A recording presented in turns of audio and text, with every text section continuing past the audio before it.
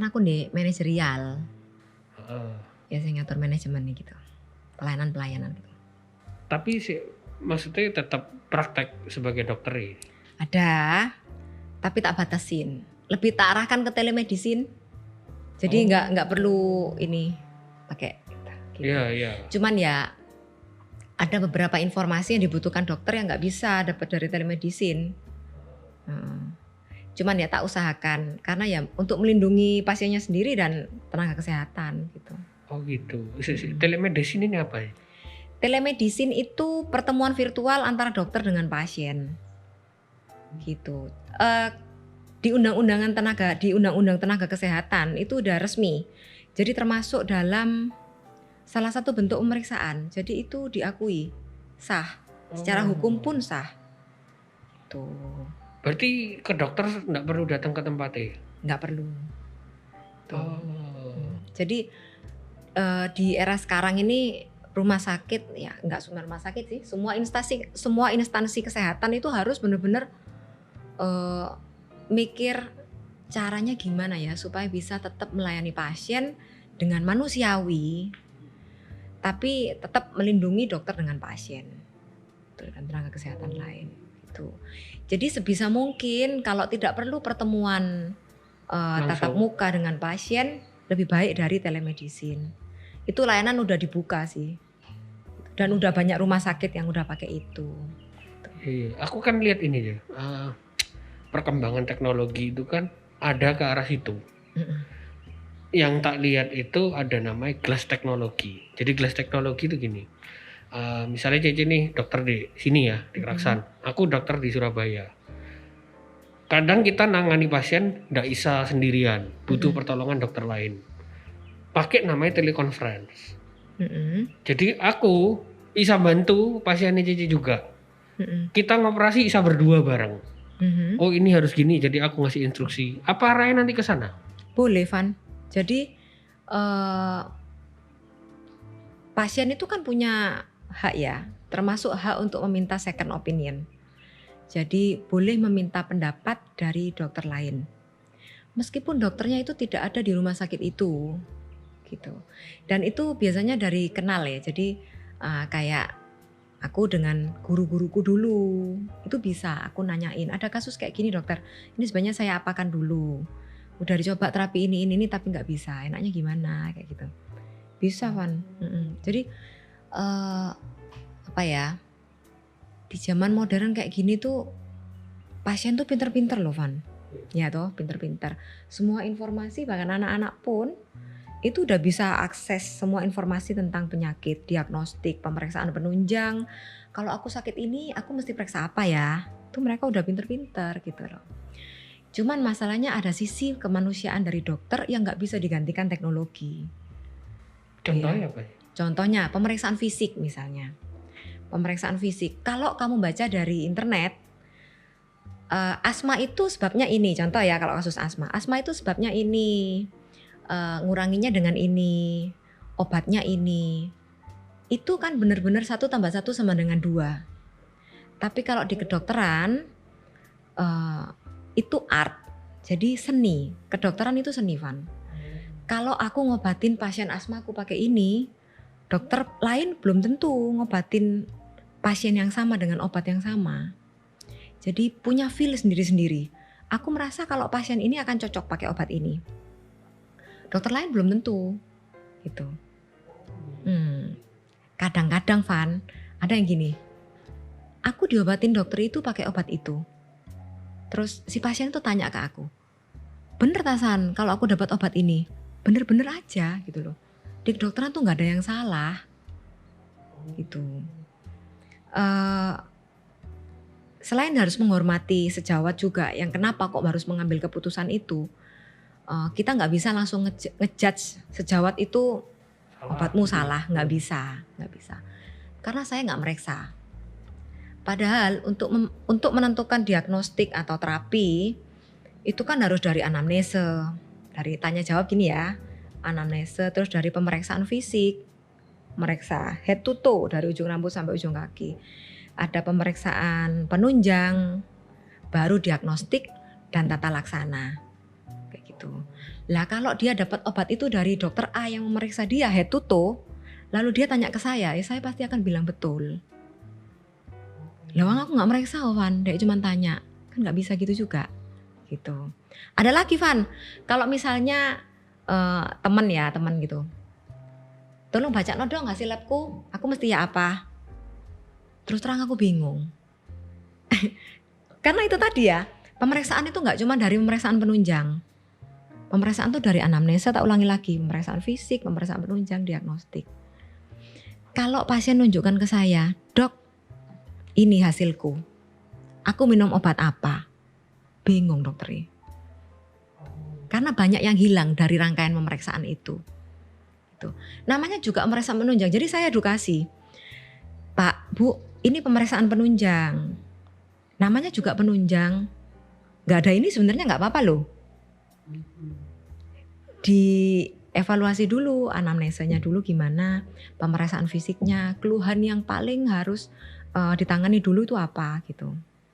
Kalau ngobatin ini Bu, saya ngobatin angka, gue bilang gitu Van. Oh gitu. Jadi kadang ada toh ya misalnya kenalan, tapi nggak apa-apa, semua sing tanya ke aku pasti tak jawab semaksimal mungkin yang aku bisa. Tapi kalau misalnya langsung disodorin gitu, pasti aku tanya ini hasilnya siapa, laki-laki atau perempuan, umurnya berapa, keluhannya apa, udah minum obat apa, gitu. Oh gitu.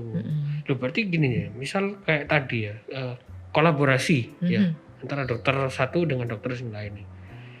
Terus kalau si pasien lebih percaya dokter yang di telekonferensi, nggak takut kehilangan pekerjaan sih? Gak apa-apa ya, gak apa-apa.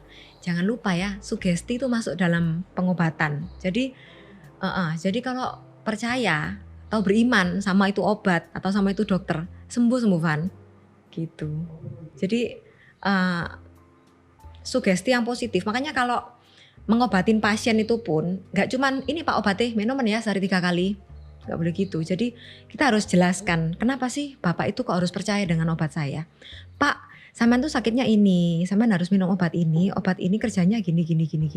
Nanti coba dulu Pak ya, 3-5 hari, nanti kontrol gimana hasilnya gitu. Jadi harus mengedukasi supaya Bapak itu memang percaya sama obat ini dan mau minum obat itu secara rutin gitu. Berarti penting faktor percaya itu. Penting banget. Percaya itu penting banget. Iman itu penting banget Pak. Jadi kalau menurutku malah 80% ya itu harus dari percaya. Gitu ya? Ya. Baru tahu ini. Ya. 80% pengobatan itu dari percaya. Kalau pasien itu udah enak ngomong sama dokternya, udah cerita gini, terus cerita sampai A sampai Z, dia tuh berarti percaya sama saya. Percaya. Kalau dia udah percaya, berarti aku harus bantu dia semaksimal mungkin. Prinsip saya gitu. Pasien-pasien zaman sekarang itu harus punya feel antara dokter sama pasien. Dokter zaman dulu sama dokter zaman sekarang itu beda. Dokter zaman dulu tuh jumlahnya masih sedikit, terus jadi karena jumlahnya sedikit, satu dokter itu mengayomi berapa penduduk ya, berapa juta penduduk, sehingga waktu yang dibagikan untuk pasien itu sedikit gitu. Keluarnya apa? Obat sudah beres. Tapi kalau sekarang nggak bisa. Sudah ada dokter keluarga, sudah ada fasilitas kesehatan tingkat 1 yang ditugaskan untuk mengayomi, kan sistemnya kapitasi sekarang ya. Jadi satu tenaga kesehatan atau satu dokter itu ngayomin berapa keluarga. Itu ada gitu Van sekarang. Di era BPJS itu gitu. Nah, jadi tugasnya fasilitas kesehatan tingkat 1 ini nggak cuma mengobati, tapi juga harus promotif dan preventif. Promotif preventif itu biayanya jauh lebih murah daripada kuratif atau pengobatan. Kalau semuanya kita biarin ya, maksudnya gaya hidup yang salah dokternya nggak mau tahu. Ya gitu terus dibiarin dalam jangka waktu lama. Dana untuk kesehatan kita akan habis untuk kuratif. Gitu. Dan suatu saat jaminan kesehatannya sudah bagus dirancang oleh pemerintah ini akan down. Oh, gitu. Berarti Jadi dokter nih bukan cuma ngobati satu penyakit itu toh ya? Oh iya, jadi ada namanya pengobatan tuh harus secara holistik. Ya. Harus secara holistik. Jadi memang keseluruhan. Gitu. Jadi mau ngobatin apanya sekarang? Ada pasien yang datang ke saya kalau namanya psikosomatis ya. Jadi boleh browsing nanti psikosomatis itu dia mesti krosok-kroson sakit di mana-mana gitu Van. Nanti sing pusing. Nanti Apalagi COVID ini ya. Iya, Krosok-kroson. banyak orang gitu ya. Nanti krosok sakit-sakit kabeh gitu ya. Padahal ya yang kita harus obatin dulu itu pola pikirnya dia. Kadang saya nggak kasih obat. Tapi harus ngobrol lama sebenarnya ada apa gitu. Dari situ baru aku tahu, oh ternyata kehidupannya sulit dan dia nggak punya pegangan. Jadi dia tuh ngerasa lemah,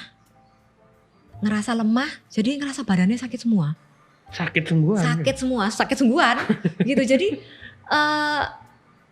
pernah pasien psikosomatis coba saya terapi untuk pakai analgesik, antipiretik, anti nyeri gitu. Nggak akan pernah baik, Van. Dan bahkan sampai beberapa pasien saya harus sampaikan ke keluarganya.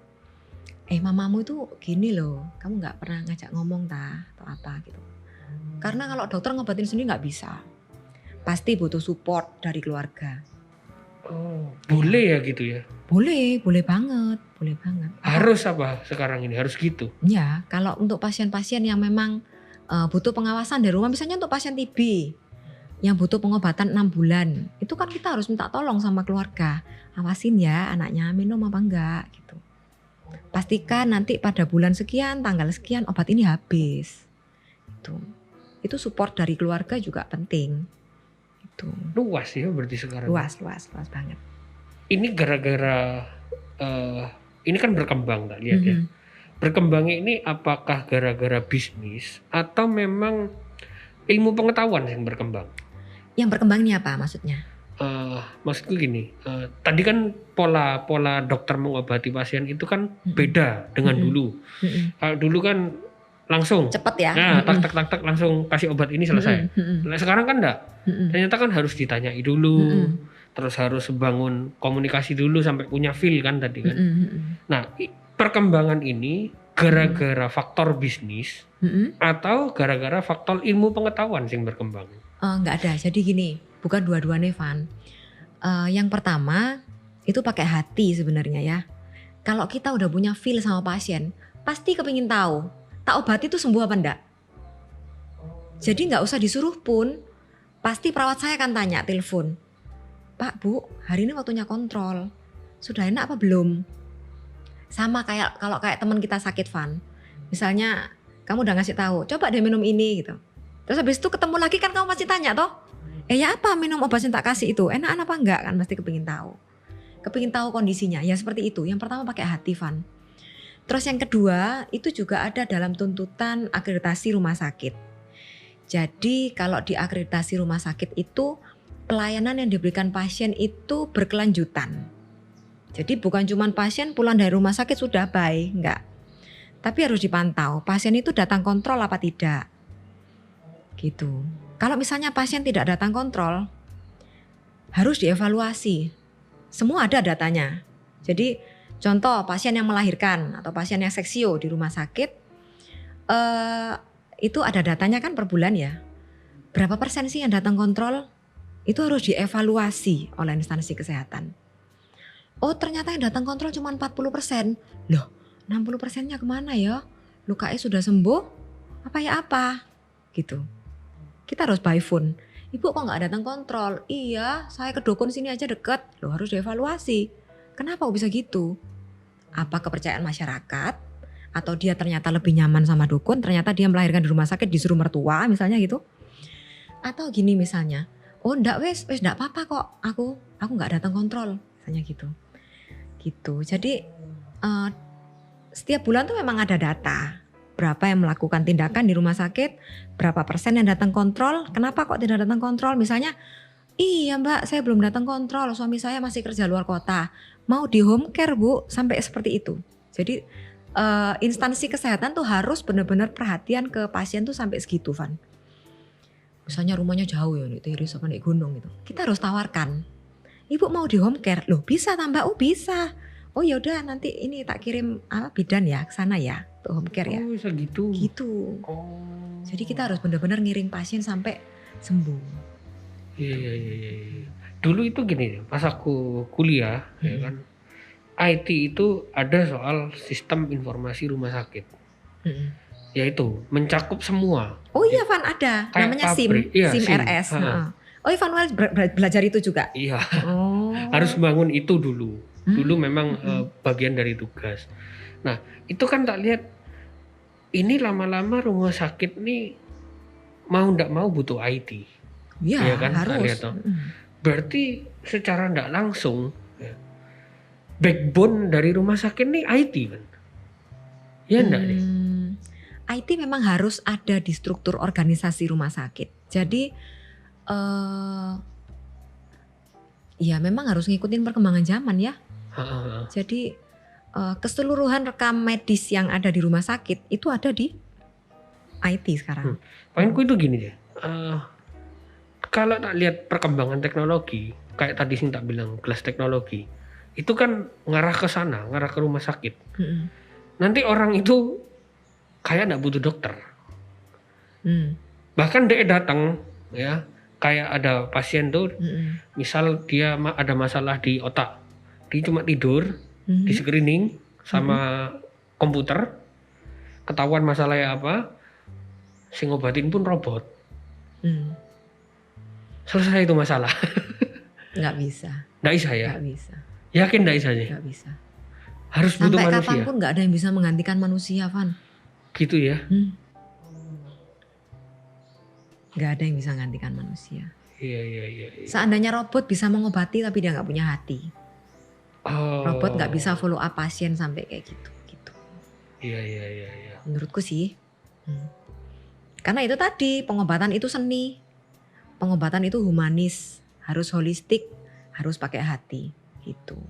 Tapi pengobatan yang holistik itu apa ada di pendidikan semua dokter? Ada ya. Berarti tidak melakukan berarti ya memang kebijakannya dokter itu sendiri ya? Ya. Contoh, si pasien datang ke dokter karena bisul. Bisul gede misalnya, di kaki misalnya. Apakah dokter cuma mengobati bisulnya? Tentu enggak. Dia akan follow up. Kenapa bisa ada bisul? Coba cek dulu gulanya. Gitu. Kenapa kok bisa ada gula? Coba cek lifestyle-nya. Gitu. Holistik kan jadinya. Dan selain misalnya dari head to toe. Dan kalau memang itu pasien DM, nggak mungkin cuma nemu bisul. Pasti akan ada tanda-tanda diabetes yang lain. Dan ternyata setelah digali dari anamnese, yang memang bukan keluhan utamanya dia ke dokter bukan karena alasan itu misalnya. Oh iya dok, betul. Akhir-akhir ini memang saya sering haus, sering kencing. Loh ya itu Pak, berarti sampai datang ke saya bukan karena bisulnya, tapi karena DM-nya, karena diabetesnya. Oh gitu. Ya. Iya. Jadi memang harus holistik memang. Karena dari suatu penyakit itu pasti ada sebabnya. Sebabnya apa? Ada sebabnya. Dikupas terus gitu. Bahkan sampai kita tuh harus sampai ikut campur ke keluarga. Ya kayak terapi perilaku itu ya harus dikerjakan. Itu sih ngerjain satu dokter atau dia butuh tim? Butuh tim ya. Misalnya kayak home service yang tadi home care. Pasiennya jauh dia gak bisa kontrol. Ya berarti kan dokter harus minta tolong bidan. Tolong Mbak Bidan liatin lukanya udah bagus apa enggak kayak gitu. Obatnya itu biayanya udah tidak tambah gede? Kalau untuk home care ada memang. Kalau untuk home care. Oh. Ya kan harus. Kan kalau misalnya gini kayak tadi aku bisul misalnya. Ternyata kan diabetes. Ternyata keluarga juga pengaruh ya kan. Pasti kan dokter itu butuh tim juga. Selain mungkin dokter kulit ya kan untuk menangani bisule, mungkin dokter sing bidang apa kalau diabetes dokter apa ya? Penyakit dalam. Terus untuk keluarga apa ya? Ya diedukasi bareng-bareng. Oh. Jadi dokter penyakit dalam yang harus evaluasi. Kadang juga dibantu dokter umum. Kalau di BPJS itu kan ada layanan gini Van. Kalau misalnya kamu periksa ya, terus ternyata diabetes, tak terapi dulu kan? Tak terapi. Keluarganya tak bantu ngawasin mamanya makannya enggak boleh ngawur, misalnya gitu, diajak senam ya seminggu 2 kali misalnya gitu. Terus ternyata bandel nih, enggak bisa turun-turun. Enggak boleh dibiarin dong, saya harus minta tolong ke dokter spesialis berarti baru pakai rujukan gitu. Nggak tambah gede gitu biayanya buat Enggak, pasien? kalau di jaminan kesehatan nggak ada biaya. Nanti dari penyakit dalam setelah diobatin udah nemu yang pas obatnya, misalnya pakai ini udah terkontrol, akan dikembalikan ke saya untuk saya evaluasi lagi gitu. Jadi selama bisa ditangani di fasilitas kesehatan tingkat 1 itu ditangani di situ, kalau nggak bisa baru dirujuk. Tapi kalau mandiri pasti biaya tambah gede ya? Oh, kalau mandiri tambah gede. Pasti ya. Mandiri. Oh. Kalau zaman-zaman dulu sebenarnya Van, BPJS ini banyak positifnya. Ya di balik seluruh keruwetannya ya, tapi yang saya lihat banyak sekali masyarakat yang tertolong, yang bisa dapat pengobatan dengan layanan ini gitu loh. Kalau orang bilang, masa iya sih bisa cuman iuran segitu kamu mau pakai untuk seumur hidup kayak gitu. Ini bukan asuransi. Kamu bayar premi, kamu diproteksi. Nggak bayar premi, kamu nggak diproteksi. Bukan. Ini jaminan kesehatan yang diberikan negara untuk seluruh masyarakat Indonesia. Gitu loh. Tergantung kita ngelolanya gimana. Itu. Ya memang butuh kesadaran. Butuh kesadaran dari mana? Dari instansi kesehatan, dari dokter. Butuh kesadaran juga dari pasien. Gitu. Jadi jangan mau menikmatin layanannya aja. Tapi kan katanya kan gotong royong ya. Kalau kamu sakit nggak sakit pun bayaran. Itu untuk membantu masyarakat lain yang sedang butuh gitu. Ada sosialnya juga berarti. Ya betul.